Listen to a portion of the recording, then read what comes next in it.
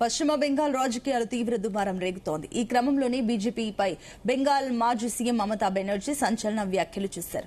BJP అంతం చూసే వరకు బతికే ఉంటానని ప్రకటించారు. తృణమూల్ కాంగ్రెస్ పార్టీకి చెందిన సీనియర్ ఎమ్మెల్యే మదన్ మిత్రా తిరుగుబాటు వర్గంలో చేరారు.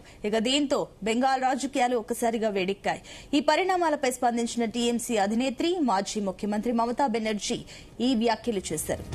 আমার এজ নিয়ে আপনাদের চিন্তা করতে হবে না। মানুষের এজ তৈরি করে মানুষের মন, মানুষের দেহ, মানুষের মানসিক শক্তি।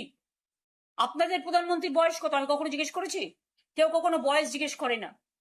এটা কিছু লোকের দুঃস্বপ্ন আর দুর্যোগ আর দুর্ভোগ যারা ভয় পায়। আর আপনারা তো জানেন আমার একান্তে বইতে অনেকদিন আগেই লেখা আছে যে আমরা জন্মেছিলাম হাসপাতালে নয় বাড়িতে। তাই আমাদের ডেট অফ বার্থ আমার দাদার সাথে ইভেন সার্টিফিকেট অনুযায়ী 6 মাসের ডিফারেন্স আছে। তা আপনারা বুঝতেই পারছেন এটা পিতামাতারা দিয়ে থাকে। তাতে যেমন লোকসানও আছে তাতে লাভও আছে। সেটা হয়েছিল বলে আমি যাদবপুরে প্রথম দাঁড়াতে পেরেছিলাম। তার নাহলে তখন আমার দাঁড়ানোর বয়সও ছিল না। আমি কৃতজ্ঞ আমার পিতামাতার কাছে।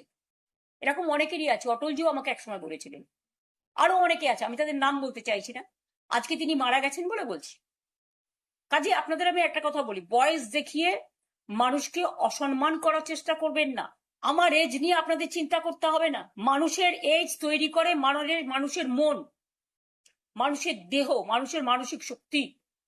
আপনাদের প্রধানমন্ত্রীর বয়স কত আমি কখনো জিজ্ঞেস করেছি? কেউ কখনো বয়স জিজ্ঞেস করে না।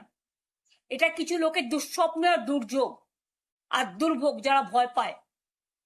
আর আপনারা তো জানেন আমার একান্তে বইতে অনেকদিন আগেই লেখা আছে যে আমরা জন্মেছিলাম হাসপাতালে নয় বাড়িতে। তাই আমার দাদার সাথে ইভেন সার্টিফিকেট অনুযায়ী 6 মাসের ডিফারেন্স আছে। তা আপনারা বুঝতেই পারছেন এটা পিতামাতারা দিয়ে থাকে। তাতে যেমন লোকসানও আছে তাতে লাভও আছে। সেটা হয়েছিল বলে আমি যাদবপুরে প্রথম দাঁড়াতে পেরেছিলাম। তার নাহলে তখন আমার দাঁড়ানোর বয়সও ছিল না। আমি কৃতজ্ঞ আমার পিতামাতার কাছে। এরকম অনেকেরই আছে। অটলজিও আমাকে একসময় বলেছিলেন।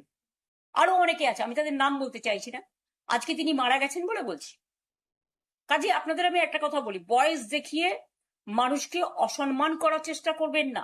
আমার এজ নিয়ে আপনাদের চিন্তা করতে হবে না। মানুষের এজ তৈরি করে মানুষের মন, মানুষের দেহ, মানুষের মানসিক শক্তি।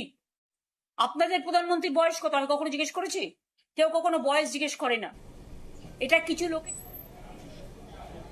আর দুর্ভোগ যারা ভয় পায়। আর আপনারা তো জানেন আমার একান্তে বইতে অনেকদিন আগেই লেখা আছে যে আমরা জন্মেছিলাম হাসপাতালে নয় বাড়িতে। তাই আমাদের